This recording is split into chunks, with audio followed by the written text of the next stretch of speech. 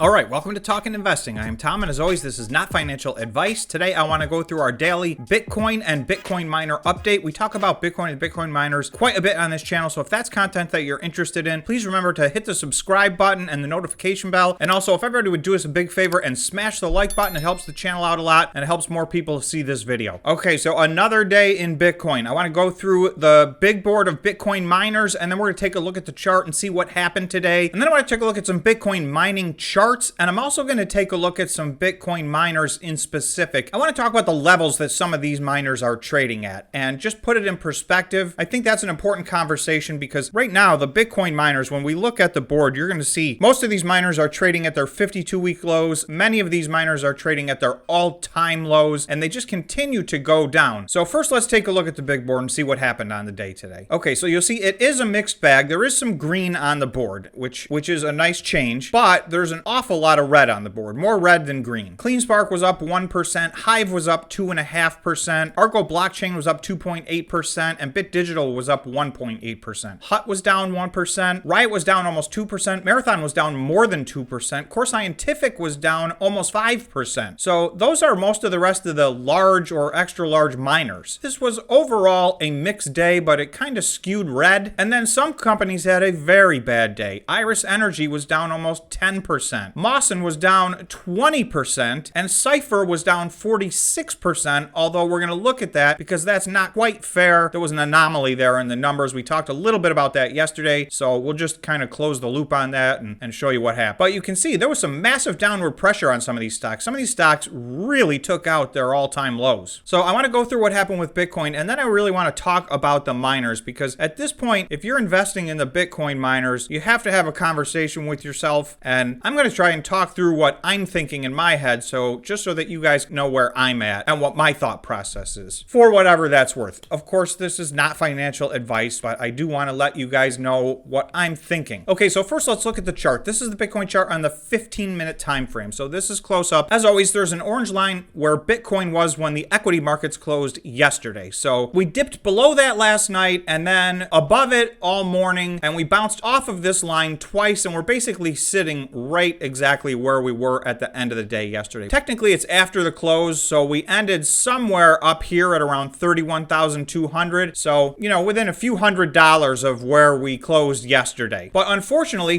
this is 2 days in a row. I have two green lines that you'll see on here. This is where we opened the day. So this morning we opened basically at a high, and then we spent the rest of the entire day below that line, finishing at pretty much our low on the day. Well, if you look at Monday, we did the same thing. Here was the high of the day, and once again, that is the 9:30 candle. So this is exactly when the market opened, and then bam, down all day. So downward pressure all day yesterday, downward pressure all the trading day again today. So that is the first thing. That's a trend that we need to see reverse. There was a pretty massive buy wall at 30,000. It did break below it for a few minutes and then jump right back above it. You'll see when we go to the larger time frames, this was on decent volume, so I don't know. There's the possibility that this line at 30 here is going to hold. This line at 29,000, this red line, which was the low on the year in 2021, seems to be a much more natural line of support, and I am surprised that we have not tested it. So I will say I won't be surprised if we drop back down and test that line again. I do think we're bouncing along the bottom. You know, nobody knows exactly where and when the bottom is, but I am starting to think that with everything that I'm looking at, we are bouncing along the bottom and we're somewhere near the bottom and a reversal. So whether that was last night or 5 days from now, I don't know the answer to that, but I will show you a few things that I'm looking at that make me think that. Okay, here we are on the 1 day time frame. This was plan Z for zoom out, and this plan failed a few weeks ago. So this pattern, which had held all year, this basically broke somewhere around April 28th, and we have been below that ever since. We had 5 very strong red days in a row, starting on May 5th and going through May 9th, and that was last night where we really bottomed out. You can see yesterday's candle was a big red candle,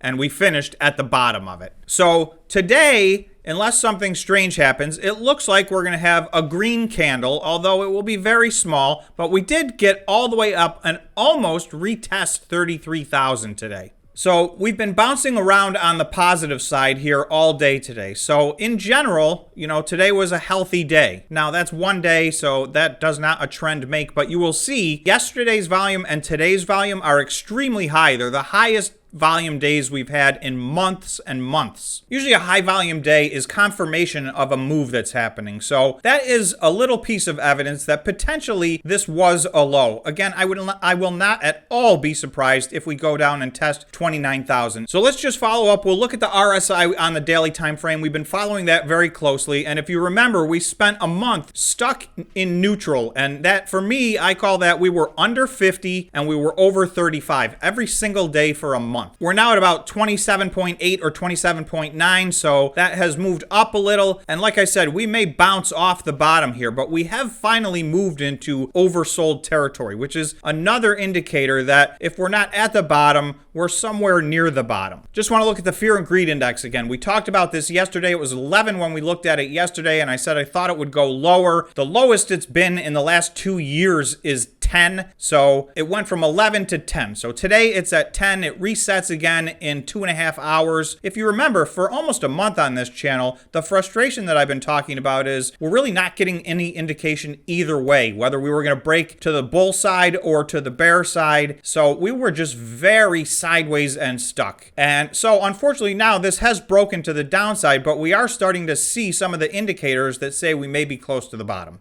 So only time will tell. Now I want to look at a few of the Bitcoin miners in specific. And before I go to their charts, I want to look at their stock and their market caps and just talk a little bit about ratios. Okay, I'm going to start with Cleanspark. Cleanspark is trading for $5.70. So since they became a Bitcoin mining company, today was their all-time low. So you're going to see this as a trend. I'm going to just go through 3 companies, but they're almost all the same story. Here Cleanspark is, it had a very good April operational update. They are growing massively. They already have deposits in and delivery dates scheduled to get from 2 exahash to 4 exahash in the year 2022. So this company will have gone from 0 to 4 exahash in a 2-year window. And all the while, here it is sitting at its all-time low in that period. So that would be the first thing I'm going to say. Now, Bitcoin is at a low right now. It's bouncing around 30,000. So this is the conversation I've had with myself that I think everybody has to have with yourself. What do you believe about Bitcoin? That is the only question that you have to ask yourself. Once you've done your due diligence on the miner that you're investing in, if they're doing a quality job, then really the one thing outside of their control is the price of Bitcoin. These companies look very different at Bitcoin 30,000 than they do at Bitcoin 100,000 or 300,000. So, I always have in my head where I think it's going to be a year from now, 5 years from now, and, then a someday over the rainbow number. So I don't count on any of those numbers to make sure it's a good investment. I make sure that even if it falls short of my expectations, that these miners will perform very well. So I guess that would be my absolute minimum expectation. So maybe that's the question everybody should ask yourself. What do you think the realistic worst case scenario is 1 year from now and 5 years from now? If you think Bitcoin is going to be at $30,000 5 years from now, then probably you want to get out of this sector. Again, this is not financial advice. I can't tell you guys what to do. But if your thought process is Bitcoin is sideways for the next 5 years,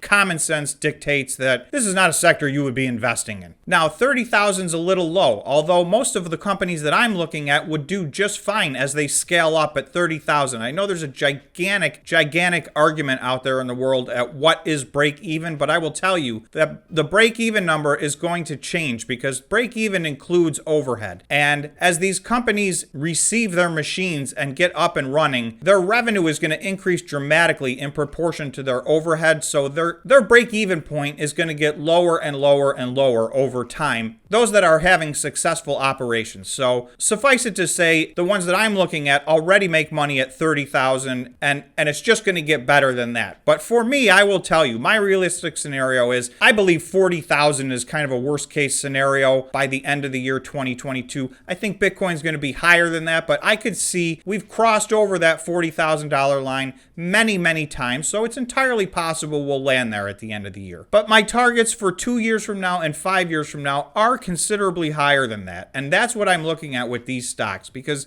if you look at these numbers, the market cap of this company is $236,000. That's putting them at a price sales of about 1 to 1, even if Bitcoin is in the $30,000 or $35,000 range. So it's going to be less than 1 price to sales if Bitcoin gets to 40,000 or 50,000 or 60,000. All of those numbers are entirely possible in the year 2022. There's still a lot of people that believe Bitcoin's going to get to 100,000 in the year 2022. But let's say it doesn't. This is still just a 1-to-1 sales ratio, and at $5.70, that is probably somewhere in the 2 to 3 price earnings ratio. So Bitfarms is in the same situation. It's got a market cap of $420 million.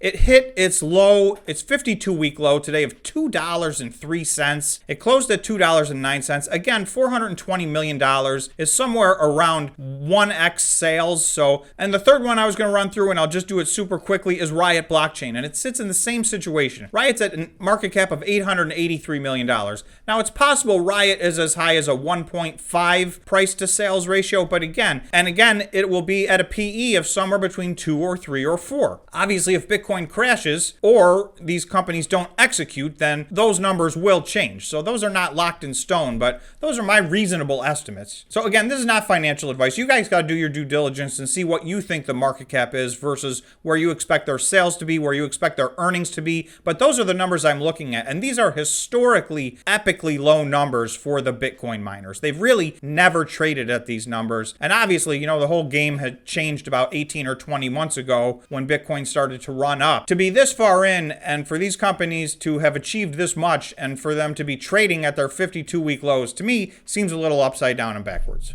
Again, I'll take a quick look at CleanSpark just to show you. Here it candle wick down. This was its all-time low today. So I'm not going to go through the charts in detail. We just went through some of the companies and talked about them, but all the charts look just like this. There is one that's an exception that I want to talk about because a little bit of an anomaly happened, so I want to just go through what happened there. This is Cypher. So you will see this gigantic green candle right here on the 1 hour time frame was at the close of the market yesterday, but actually the vast majority of this candle happened in the last 1 minute of the day yesterday. So there was a gigantic run up. So prior to that, Cypher Mining had hit a new all-time low at somewhere around $2.20 yesterday. This was not a small volume trade. They announced earnings before the bell this morning, and the earnings were just fine. This didn't really move on earnings, but this is another one where without this little anomaly in the last 5 minutes of the day, it would have set its all-time low yesterday, and then from its all-time low, it's still down 22%